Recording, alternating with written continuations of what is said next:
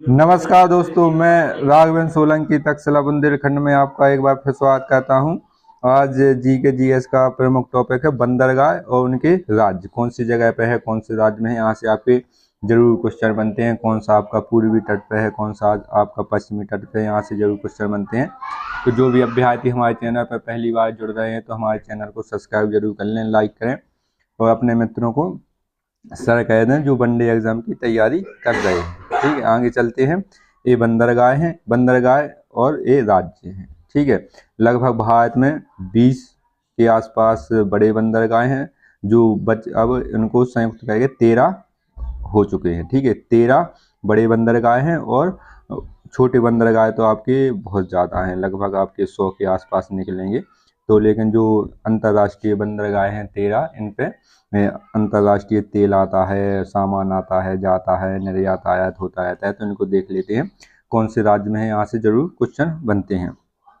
कांडला दीनदयाल बंदरगाह। ठीक है, कांडला इसका पुराना नाम है, दीनदयाल उपाध्याय बंदरगाह इसका वर्तमान नाम है। इसका नाम परिवर्तित करके कांडला बंदरगाह का नाम परिवर्तित करके दीनदयाल कह दिया गया है। ठीक है, तो ये गुजरात में है, गुजरात में है कांडला बंदरगाह। इसका नाम परिवर्तित करके क्या कह दिया गया है, दीनदयाल उपाध्याय बंदरगाह कह दिया गया है। ये गुजरात में पड़ता है। तो आप लोगों ने सबने भारत का नक्शा देखा होगा, इस प्रकार का है। तो गुजरात इस साइड पड़ता है। ठीक है, कच्छ का रण इस साइड आपके खंबात की खाड़ी के आसपास ये कांडला बंदरगाह वो बनाया गया है। ये आपका पश्चिमी, अगर पूछा जाए तो पश्चिमी दिशा में हो जाएगा भारत देश के। यहाँ आपका ये पूर्व है, पूर्वी घाट है, ये पश्चिमी घाट है, ये आपका यहाँ तमिलनाडु आ जाता है। एक बार आपको बता दें तो आपको ज़्यादा कन्फ्यूजन नहीं होगी। ठीक है, यहाँ पर गुजरात है, यहाँ महाराष्ट्र है, यहाँ गोवा है, यहाँ पर कर्नाटक आ जाता है इतने पे, यहाँ केरल, यहाँ आपका तमिलनाडु आ जाता है, यहाँ पर आंध्र प्रदेश और यहाँ पर उड़ीसा आ जाता है। ठीक है, पश्चिम बंगाल तक बंदरगाह बनाए गए हैं। 9 राज्य हैं जो आपके जल से सीमा साझा करते हैं, इनमें बंदरगाह बनाए जा सकते हैं। तो इनको देख लेते हैं। पारादीप आ जाता है उड़ीसा में। ठीक है, पारादीप कहाँ पर है, उड़ीसा इस साइड है। तो आपका एक सबसे पूर्वी बंदरगाह आपका कौन सा, पारादीप। पूछा, कई बार पूछा गया है आपका पारादीप कौन सा पश्चिमी बंदरगाह है या पूर्वी बंदरगाह है। तो ये आपका पूर्वी बंदरगाह हो जाएगा, पारादीप उड़ीसा में है। आगे चलते हैं, जवाहरलाल नेहरू बंदरगाह, इसको नावा सावा बंदरगाह भी कहते हैं। जवाहरलाल नेहरू बंदरगाह ये महाराष्ट्र में है।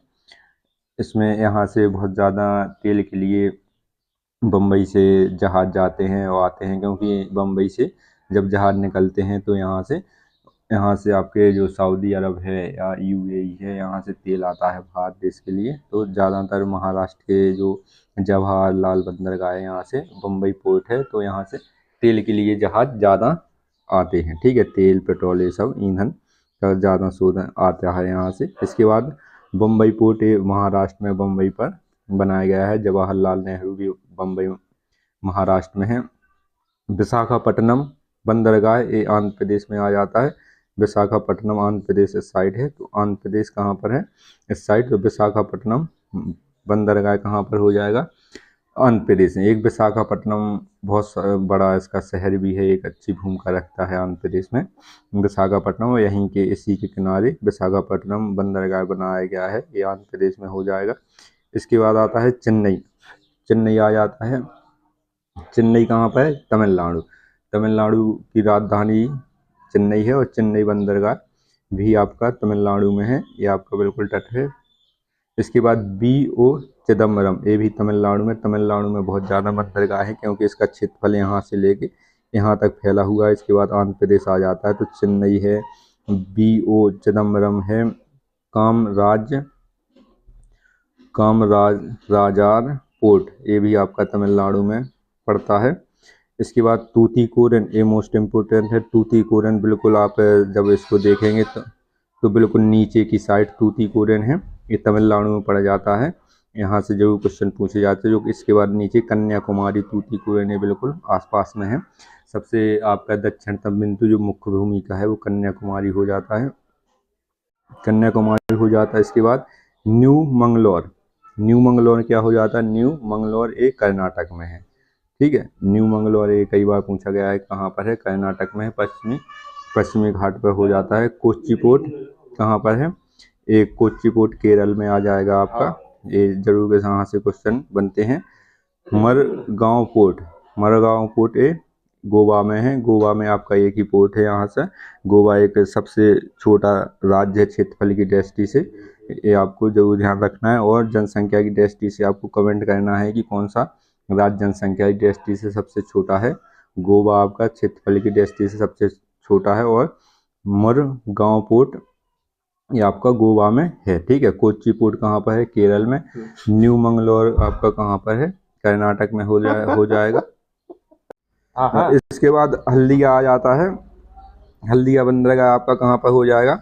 पश्चिम बंगाल में हो जाएगा। यहाँ से जरूर क्वेश्चन बनते। हल्दिया बंदरगाह ये आपका गंगा और जहाँ पर गंगा निकलती है उसके बाद आगे चल के बंगाल की खाड़ी में इसको बनाया गया है हल्दिया को। इसमें आपका ये पश्चिम बंगाल में हो जाता है। यहाँ से आपके जरूर क्वेश्चन बनते हैं।